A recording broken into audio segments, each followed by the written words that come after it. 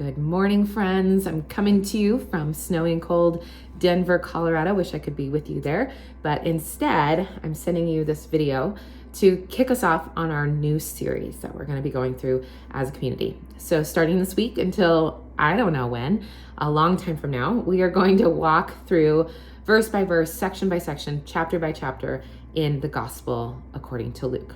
And I thought it'd be helpful as we do launch into the book of Luke to give a little context to what the purpose of the Gospel of Luke was, and why Luke, how he wrote it, why he wrote it, and what that might mean for us. So it helps set the stage for the coming weeks. So the first thing you need to know is that the book of Luke is a two-part story. The first part is the Gospel according to Luke. In other words, the good news of Jesus's life according to Luke. And we'll find out in a minute when we read the first part of the passage what that means. And then the second book in this two-part series is the book of Acts. What's interesting, among the many things that are interesting about the book of Acts, is that Luke enters into the story of Acts about the midway point. In the very beginning of the book of Acts, he is telling a story as if a witness on the outside. And he says, they, the followers, the believers, the church, the leaders, and it's all them, they. And then at a point in the story in Acts, we see that the language changes and it becomes us and we. And that is the point where most scholars would agree that Luke actually entered into the story for himself. He was a companion of Paul. He followed Paul on his missionary journeys. He was with him at the midway point in that story. So it's really interesting that the guy that wrote these two books, he was writing about his personal experience in the second half of Acts, but the other parts of the story, he took it upon himself. He made it his job to gather information from firsthand witnesses, from people who were with Jesus, in order to tell the story of Jesus's life. By all intents and purposes, we assume that because Luke followed Paul, was with Paul, was one of his companions, he had an experience with Jesus that transformed his life. He became a follower of the way, became a follower of Jesus himself. So he's writing this not as some outsider historian, but as someone whose life has been transformed by the gospel of the kingdom. And he wants, as we'll see in a moment, for that knowledge, that story, that truth to transform other people's lives. And so even as we start on this journey through the book of Luke, I want us to remember that Luke wrote this not just for us to acquire more information, and not just to have more details. And we're going to find, just as a side note, that Luke, who we have been told is a doctor, it's interesting how much detail he goes into. He really, out of all the gospel accounts, Luke's gospel is the most detailed. There's most information. But he doesn't just give us information to know more. He wants us to be transformed as he's been transformed by this message. So, really interesting context for who is writing this book. Another part that is interesting to us is that Luke likely was not a Jew. There's an emphasis in this book in particular, especially who he wrote it to, that he's writing primarily for a Greek audience, because likely he was not a Jew. And so it's really fascinating. Many scholars say that it should be interesting to the reader, to the person who studies the scripture, that a good portion of the writings of the New Testament were written not by an insider Jewish person who would inherit this message of the kingdom through their Jewish lineage, but instead as an outsider looking in. And I just find that so fascinating, because most of us who sit around the circle are not Jews. And so we have our fellow Gentile companion, Luke, who is telling the story of transformation in his life. And it also shows the impact of this message. And we're going to get into that a little bit more in a moment. So That's a little bit of the context of the book of Luke. One of the things you will notice, and we will highlight over and over again, not only his detail in his stories, but who he emphasizes in the stories.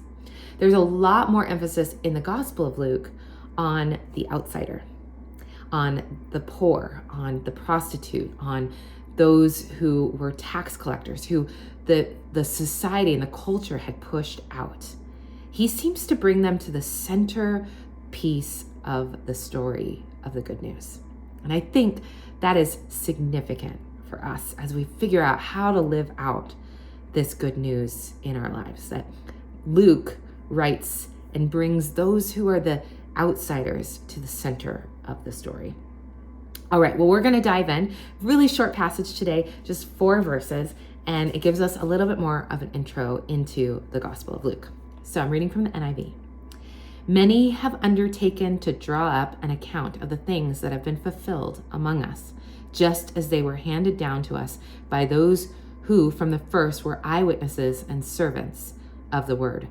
With this in mind, since I myself have carefully investigated everything from the beginning, I too decided to write an orderly account for you, most excellent Theophilus, so that you may know the certainty of the things you have been taught. All right, let's break down these 4 verses. We'll just go one by one. Verse 1, many have undertaken to draw up an account of the things that have been fulfilled among us. Okay, so most scholars would believe that the Gospel of Mark, which we studied together a couple years ago, and the shortest of the Gospels, may have been the first Gospel written. All right, we know that this would not have been able to be written until after the Acts of the Apostles, so after Jesus' death and resurrection, because Luke didn't even know Jesus and wasn't even part of the kingdom vision until later in those years. So this wasn't written during Jesus's ministry on earth. This wasn't written right after his death. This was a significant amount of time after he lived and died and rose again. So Luke, I think most people would agree that he used all kinds of accounts to investigate the story of Jesus, to see if it was true. And one of those that he probably used, a source that he probably used, was the Gospel of Mark, which would have been written before him. And it says other people have undertaken to draw up an account to tell the story of Jesus, this transforming gospel. And he said that this story is not just a story, but he says it's the things that have been fulfilled among us. Now, that language, that fulfillment language, is really important, right? Because Luke is pointing to this hope, the hope of the Old Testament fulfilled in Jesus, the hope of the people of Israel fulfilled in Jesus. But more than that, the hope of the whole world fulfilled in Jesus. That this one man, in this one time, in this one area, in this one place, his life was so significant that it was the fulfillment of the longing of the whole world. It's this really intense idea of anticipation and longing met in Jesus. Verse 2 says, just as they were handed down to us by those who were the first witnesses and servants of the word. So we're going to see in a second, Luke took the Gospel of Mark, likely, the testimony and witnesses of the apostles, the stories he heard even while he was living in the story of Acts, the testimony of the church, everything that he could get his hands on, his ears on, his eyes on. He investigated thoroughly this story. And he says, verse 3, with this in mind, since I myself have carefully investigated everything from the beginning. And from the beginning, he doesn't just mean the beginning of Jesus's life. He means the beginning of the story, the beginning of Genesis, the beginning of the promise, the beginning of the longing, the beginning of what was to be fulfilled. He says, I have decided to write an orderly account for you. Now, we will see that Luke's gospel is somewhat chronological, but not entirely chronological. because it's helpful for us to know that the point is not to get the facts exactly in line, but the point is to show the importance of what happened. And every gospel writer that you'll see, all four of them, have a little bit different emphasis, a little bit different angle, and different reason for what they write and why they include certain things and leave out certain things. Because if there was books, and it's actually in the scriptures, like if we were able to capture all the things that Jesus did and said in his 33 years of life, the volumes would not be able to hold. It would just be so much that he did. But the gospel writers took and formed, and Luke is the prime example, an orderly account of the things that have happened. And interesting, he says that he's done this for a specific audience. He says, I have put together this write an orderly account for you, most excellent Theophilus. Okay, a couple things about this most excellent Theophilus. Who is he? What do we know about him? Why is that significant? Most excellent was a title, an honorific that you would give somebody with nobility or honor. And so this person, whoever he was somebody of nobility or honor, somebody who maybe had means to see to it that this project was completed, or influence so that Luke would want them to be able to know and to hold to this truth because of their influence. He says his name is Theophilus, which if you know Greek at all, you would guess this is a very Greek name, likely somebody who was in a position of a magistrate or a noble, either in Greece or likely Asia Minor. So a Gentile, likely Luke, writing to a noble Grecian leader, maybe a magistrate. So he says the reason that he's writing this, he says, I took it upon myself. I thought it was a good idea to put together this account based on the eyewitness accounts, based on everything I could get my hands on. He says, I put this account for you, not just because it's a good idea, but he gives them a reason. He says in verse 4, so that you may know the certainty of the things you have been taught. So that you may know with certainty, or know the certainty of the things you have been taught. It's a little bit harder, it's a little clunky in the English language, but here the heart behind this statement is the knowing was more than just a acquiring of head knowledge, but it was more like a thorough knowledge, a complete knowledge, a knowing that you know that you know. It's the head, heart, gut connection, knowing. Like you might have a fact about something, but it's more than just a fact about something. It's combining all that fact, the feeling, like everything you would know with confidence, he says, or with certainty. And not just with confidence and with certainty, but you would know the certainty.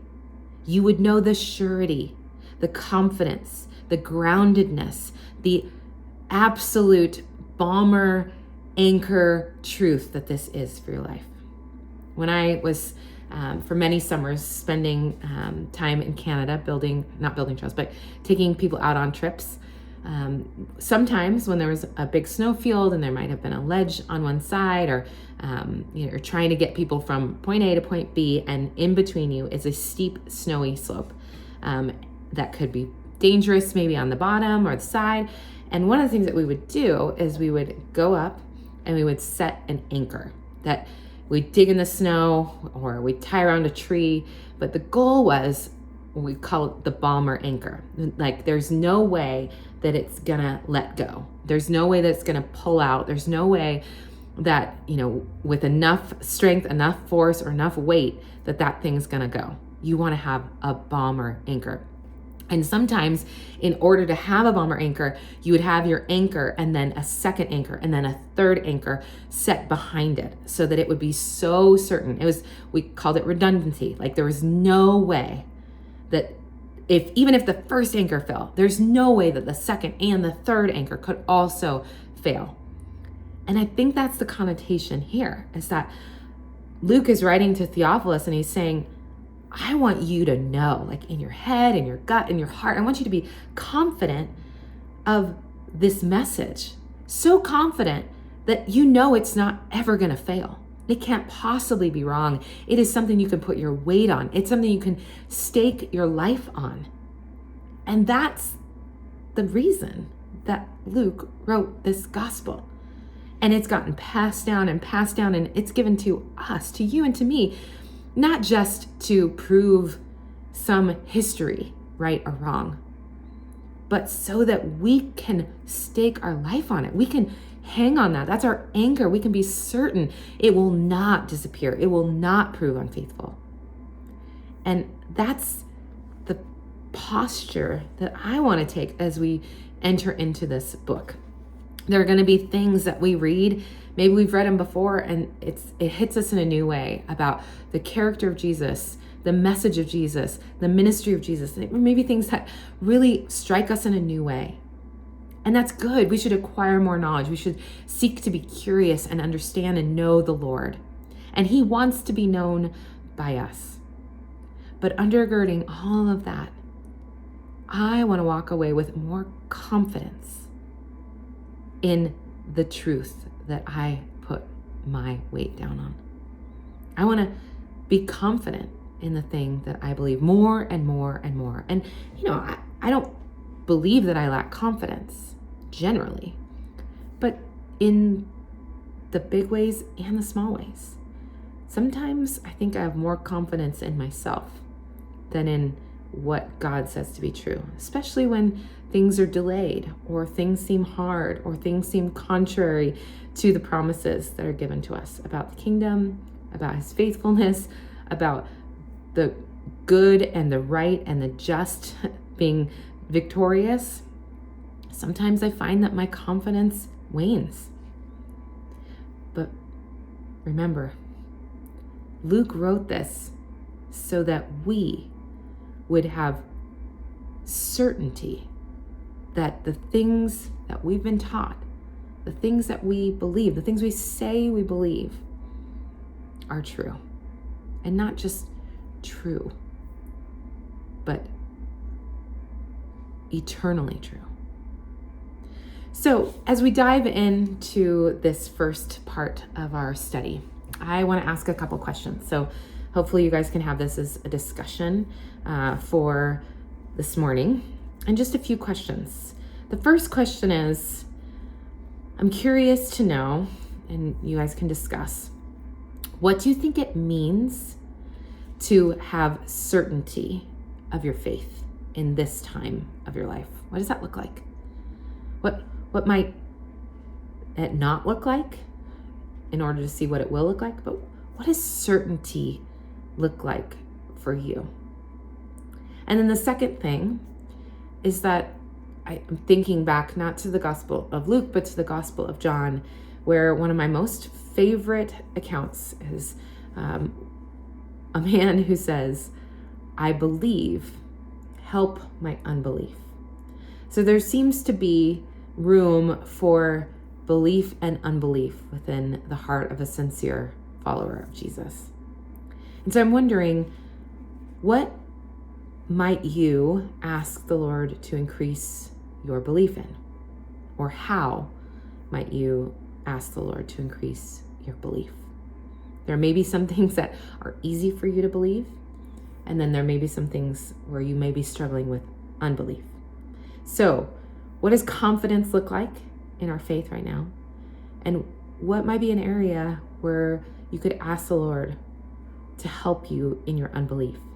And then at the end, after some discussion, pray for each other. Pray for that confidence, that boldness, that assurance, that certainty, that belief in your faith. And now I'm going to pray for you. Lord, thank you. Thank you that you lived a true and good life, and that we can have an account of that life with its details and its ups and downs And Lord, that we can also have an account of your death and your resurrection and the promise of your kingdom and its coming fulfillment.